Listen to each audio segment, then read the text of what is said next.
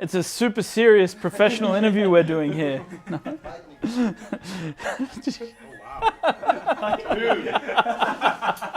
Let's just start with, why do you think that students should start developing their own games? So I think practical experience is the best way to understand the process of making games. So I think, yeah, it's really good for students to get into game making early, get their hands dirty, so to speak, Yeah. and then they'll be able to see what works, what doesn't work, and be able to start making their own calls about where design falls apart and where design works well. So I think that's why it's really good for students to understand the process. So I think like games in the past were very much from their evolution from board games. It was about sort of having fun. And I think people who work with games see games as much more than that. It can be a full spectrum of emotion. And you can build games that, you know, scare people, and you can build games that make people cry, and you can build games that, you know, make people have fun and also let them chop their enemies to pieces.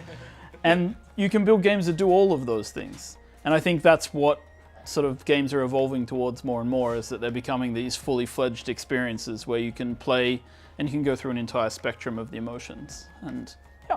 So, right now, in the gaming industry, you want to be able to access, you know, platforms like Steam, itch.io. You can get access to a large customer base.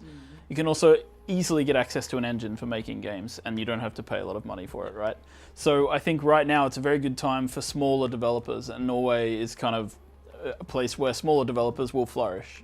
And so I think it's a really good time to get into gaming right now, to game development, yeah.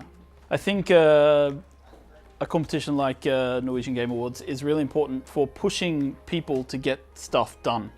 I think it gives people a very clear goal, gives them something to work towards, gives them a sort of a chance to put their ideas out there for people to look at, to judge, to get feedback on.